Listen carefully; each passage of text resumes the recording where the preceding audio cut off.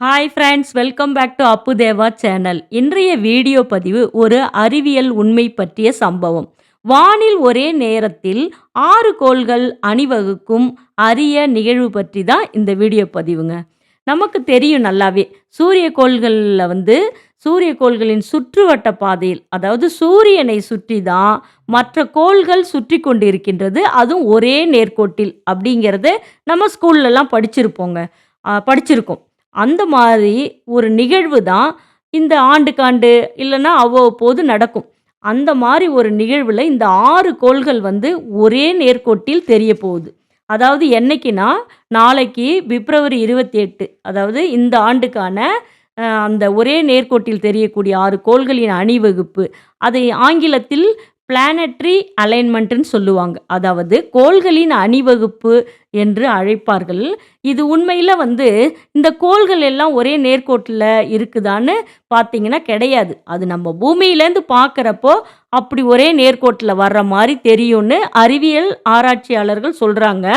இது சமீபத்தில 2024 ஜூன்ல கூட இந்த மாரி தெரிஞ்சுதான். 2024 ஜூன் மாதத்தில இந்த கிரகங்கள் தெரிஞ்சிருக்கு. எது எதுன்னு கேட்டிங்கன்னா, புதன், செவ்வாய், வியாழன், சனி, யுரேனஸ் மற்றும் நெப்டியூன் ஆகிய 6 கோள்களின் அணிவகுப்பு 2024ல் நடந்தது அப்படின்னு சொல்லி ஆராய்ச்சியாளர்கள் கூறுகிறார்கள்.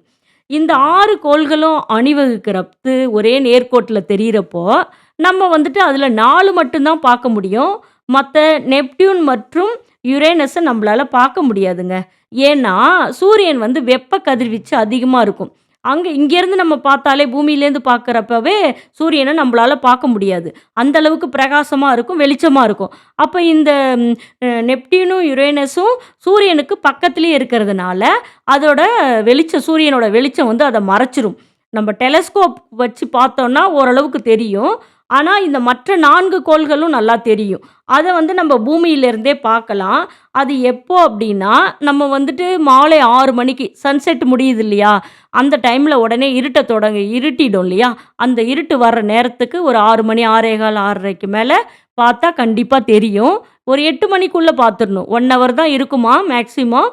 அதனால் நம்ம அதை எங்கே போய் நின்று பார்க்கணுன்னா, இப்போ கடற்கரை பகுதி இருக்குது இல்லைங்களா, அங்கே நின்று பார்த்தா நல்லா தெரியும். ஏன்னா கடல் அந்த தண்ணியை தாண்டி நைட்டில் பார்க்குறப்ப இருட்டாக இருக்கும். அந்த இருட்டில் இந்த 6 கோள்களின் அந்த அணிவகுப்பு நல்லா தெரியும். பார்க்குறதுக்கு கண்ணுக்கு குளிர்ச்சியாக அழகாக அவ்வளோ ஒரு கலர்ஃபுல்லாக இருக்குங்க அது.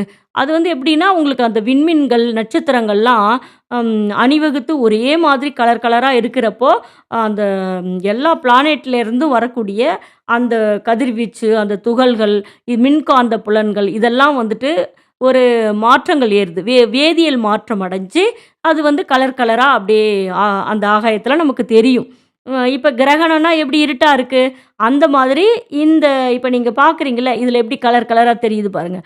அது மாதிரி ஒவ்வொரு கோள்களும் அது உமிழக்கூடிய அந்த மின்னூட்டப்பட்ட துகள்கள்லேருந்து பூமியை நோக்கி வரப்போ ஒரு காந்த புவியீர்ப்பு விசையில் காந்தம் இருக்கும்.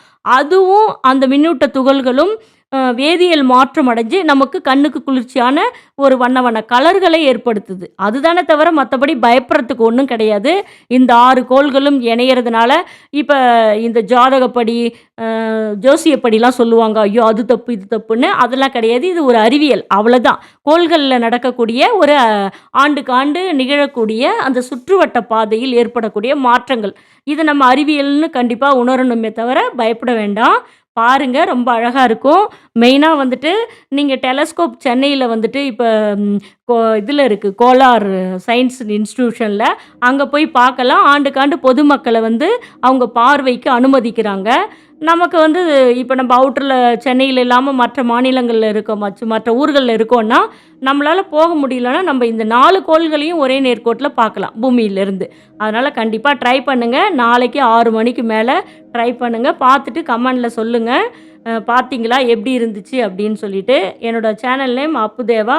சேனலை கண்டிப்பாக சப்ஸ்கிரைப் பண்ணுங்கள், லைக் கமெண்ட் போடுங்க.